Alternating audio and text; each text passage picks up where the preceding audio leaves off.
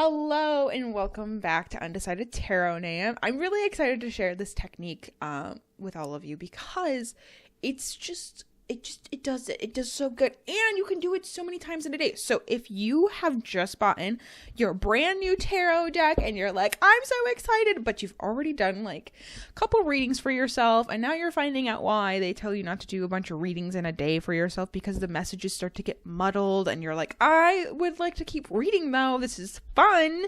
This is the technique for you. I also think this is a great technique that if you're like, I need to read for others, but I'm scared to ask people, or if you're just like wanting to get more comfortable with cards that you don't get to see, because if you've been there and you've been reading for a while, you probably get to see the same suits over and over with yourself. Hi, Wands and Swords for me. Hi, I see you a lot. But I need to learn the Cups and Pentacles a bit more. So could you show up occasionally? This is a technique that I have loved to be able to learn and get to know other cards in the deck this way, which has been really nice. So first and foremost, you're just going to need a tarot deck, and you're going to need to pick out your favorite TV show, your favorite book, something. You can even use fairy tales. Just pick out a story, and ideally for your first couple times through this, you're going to probably want to pick something that you already know. You know what's going to happen and you know where it's going to go. You can by all means then go out and do this with a new story. Now, this is not my original idea. Jack of Wands did come up with this. I was listening to Seeking Witchcraft, and he did a tarot episode on season 2, episode 5, if you are interested, and he talked about this method, and I have fully sunk in and love this method so much. So I will be using the Tarot Landscapes tarot deck today, and I have already pulled the cards. I've already taken notes, so we're just going to kind of fly through this method. And I will be using The Hunger Games as my example. So spoilers ahead, but I think it's been over a decade since the movie and even longer since the book. So I'm doing the first book. I will talk a little bit about the series and stuff as well. But yeah, we're going to use the Tarot Landscapes. I think it's just a fitting deck for a Katniss Everdeen reading. So I'll grab my cards and we'll start talking about Katniss and all of the things and this technique. All right, here's our cards. I have them face down. I have found that it is a lot easier to have one card at a time.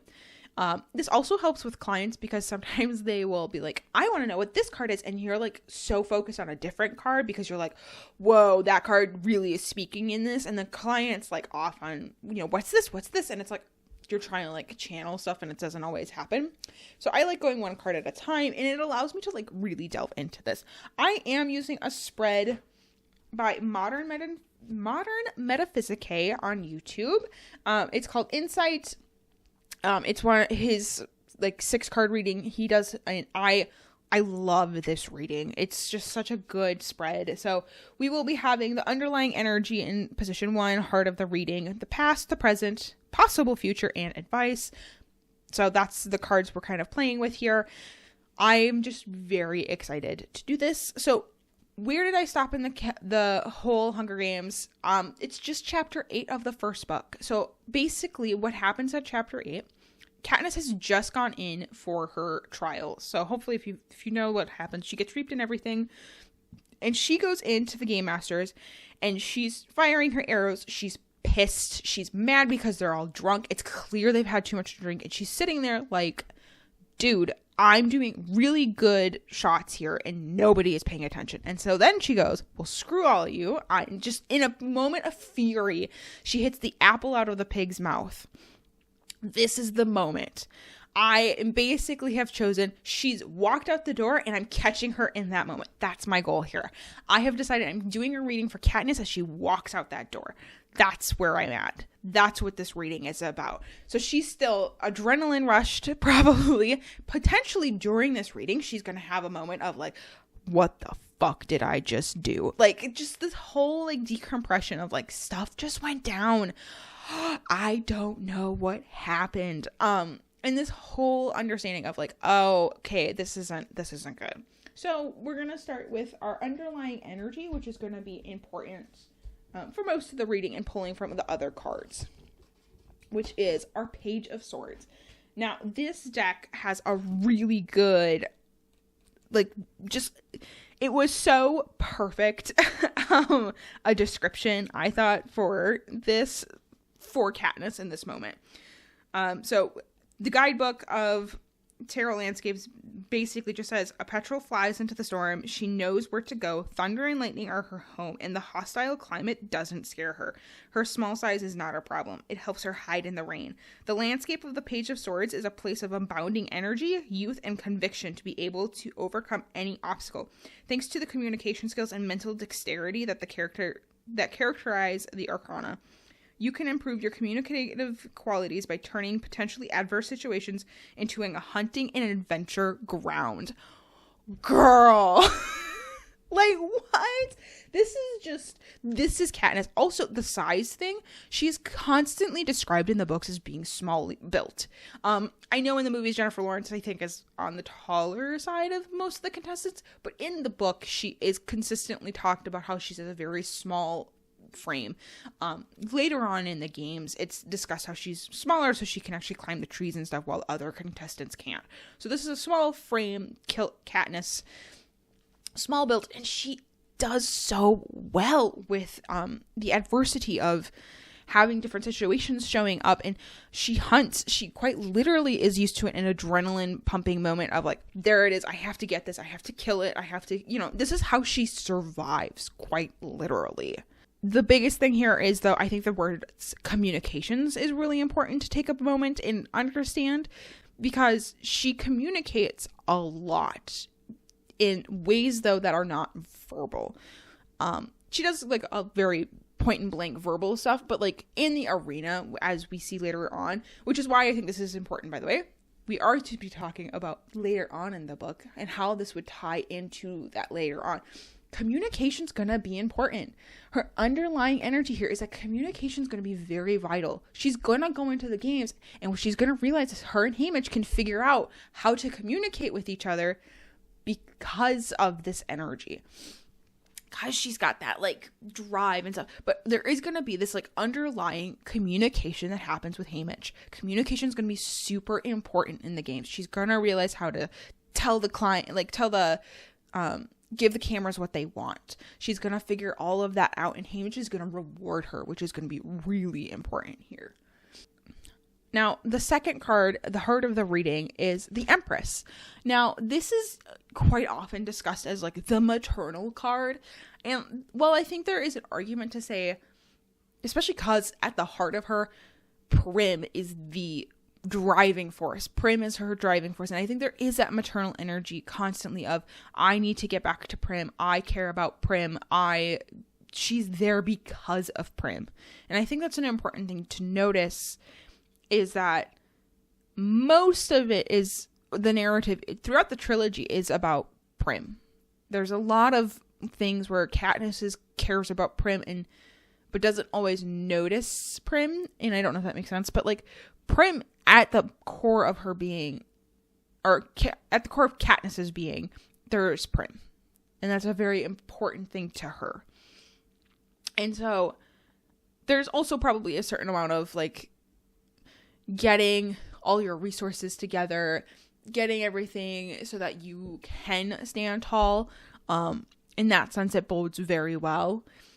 But I like really, that maternal energy towards Prim, I think, is very important to remember. Like, you need to survive to get back to Prim, to get back to those you care about. That's a big thing here. I think another thing with the Empress card, we actually do know Katniss's birthday is May 8th, which is a Taurus, and Empress has a lot of hardcore earth energy, so there is this tie of like this being a core and important thing to her. Makes a ton of sense that this is like really important to her. Now, our third card is the Hermit. And I think this is in the past position, and this makes so much sense.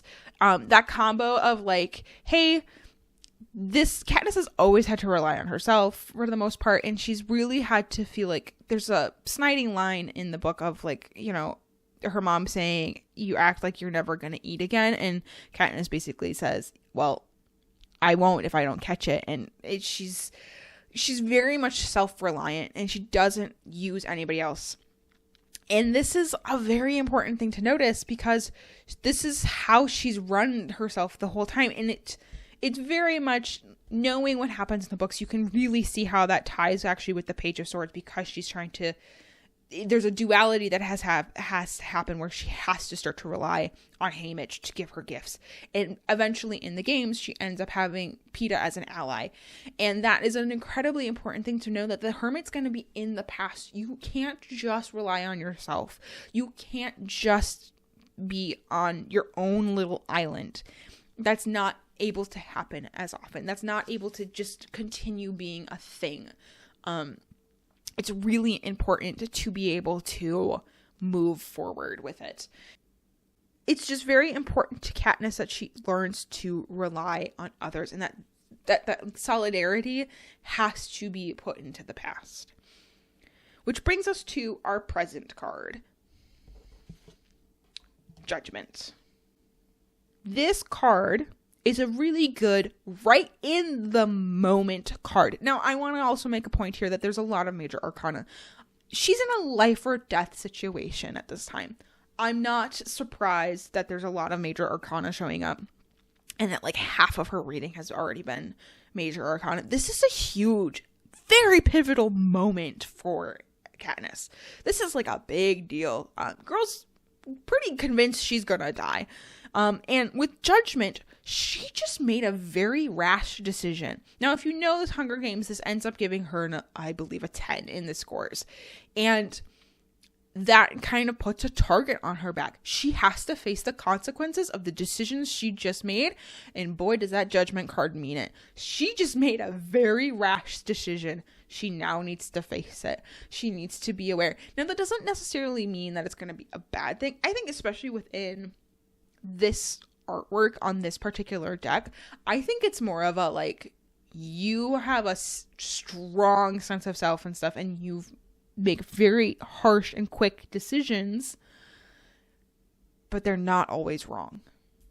Sometimes that's a good thing, and sometimes that's okay, but you do need to be aware of like, you have to face the consequences of those decisions. People are watching. People are looking at you, especially in this moment. She's constantly being followed. There's constantly cameras on her. There's going to be soon in the next like a day or two, she's going to be in an arena where they're quite literally watching her constantly. There's going to be cameras everywhere. And so the consequences of her actions needs to be noticed and understood, because this was a very rash moment where she did not do that. We are going to move on to the possible future here, which is our 8 of Wands. And now this 8 of Wands really puts a positive spin on this uncertainty of Judgment that can be like, I just made a rash decision. What's the outcome going to be? It's going to be potentially positive. Now, the reason I like using the term possible future instead of just future for things is because I don't believe that the future is set in stone. Now, granted, we are reading a book, so it is set in stone. And that's the point of doing this exercise, is that you get the benefit of knowing what comes next and getting to see what results happen. And now you can go back to the reading and go, how did that connect? And now in this situation, we do know Katniss is going to win. Katniss is going to take that 11 and use it and put it in, and like, while she knows she has a target, she also knows she had the skills to get the 10. Excuse me, I think I said an 11. To get the 10 in the scores. And she can make it work. The thing here, though, is that you have to use it and make it work for you.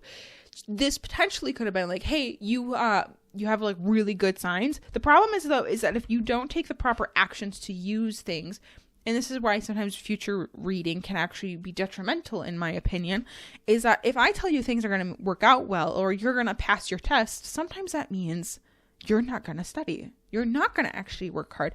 And that's why you have to be very careful, I think, with that.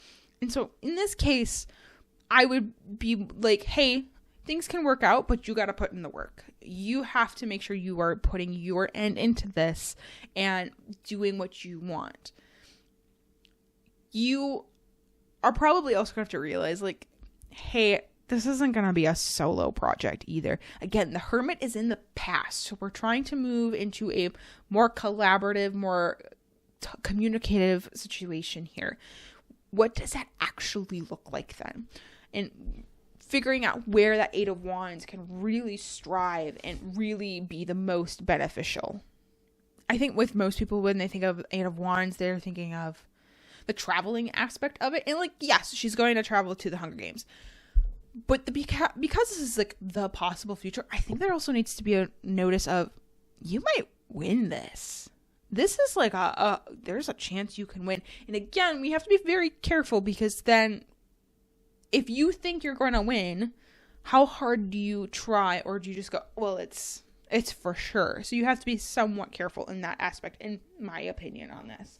Now, we're going to move on to card number 6, the advice that would be given for in this particular situation. And that advice is the Two of Swords. And this card is, you have choices in front of you, typically like 2 choices, and you are typically making, I don't know, a lot of the time I feel like when the Two of Swords shows up, you're either stuck and you don't know what to make a choice, or you really do know what to make of a choice. You just have to actually take the plunge.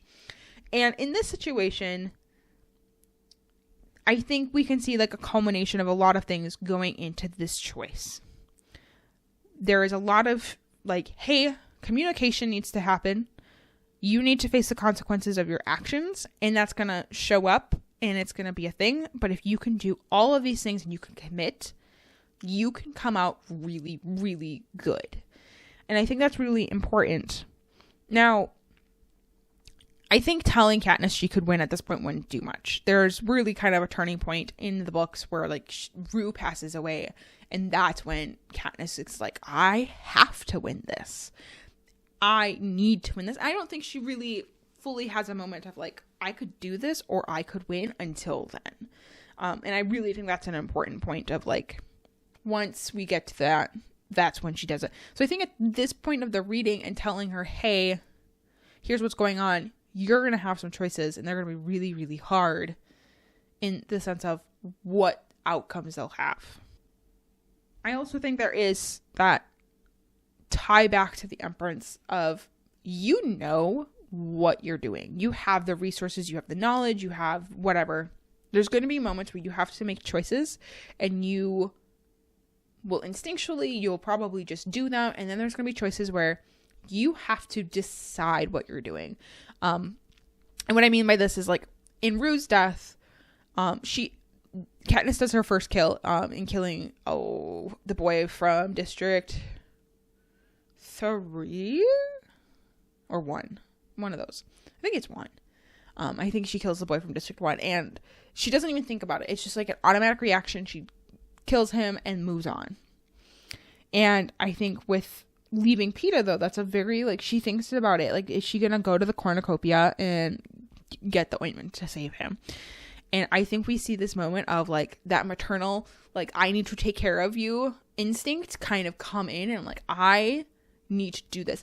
Is there a certain amount of like, it's better for me to like, you know, my odds of winning are better? Sure, there's probably some of that. But I think there's also this point of knowing that when these decisions are going to be based off of a lot of things, having all of that kind of play in is going to be very important. The decisions you make need to be given and taken to 100%, no hesitation. And I think you have to just decide in this. And that is really important. So that would be my reading for Katniss Everdeen at the end of chapter 8, where she has just shot the pig. And granted, I know stuff from the future, which is the point of doing this exercise, is that you know things. But this is something that you can do with just about anything. You can do it with fairy tales. You can do a reading for Cinderella, Snow White. Hey, you know, this thing is going on in your life. Let me do a reading for you. We know what happens. You could also take this into new things. So if you start a new book and you get to a point that you're like, wow, that was so cool, what's going to happen next? You can read for your tarot cards and then journal what you think is going to happen. And then take a look at your notes after you've gotten to the end and see what actually happened and how certain cards looked and worked into things. Because I probably wouldn't realize initially with reading for Katniss that like she's 100% gonna win. That's not known. I think there's gonna be decisions that have to be made. That makes sense. She's about to go into the Hunger Games. This is, while there is not the decision to go into the Hunger Games, which probably is also part of why it's going to be very empowering to her to have this Two of Swords, to be like, you get to make choices in there. That can be very powerful to somebody who just feels like everything's not in their control. That can be something that would be the advice in that sense. I would probably be having a lot more, like, I wouldn't have as much knowledge, so a lot of things would be very general. And I think that's very cool, though, about this, is that you can see, oh, this ties to this because of this. And that's why I really like this exercise, is that you can look at stuff and go, oh, that's where it fits together. So if you found this beneficial, I would love to hear about it. Let me know what you think of this. If you're going to do it, what media are you going to do it with? I want to know what your favorite thing is and like what you think you can totally use for, like, I just think there's so many ways you can use this, and I just want to hear what you do with it, because I think there's so many cool ways, and probably many ways I have no idea about. So we'd love to hear about this. I don't know, maybe you need to find out what's going to happen in the Marvel universe or something next. So yeah, cool. Thank you guys for watching, and stay magical. I want to hear about your readings.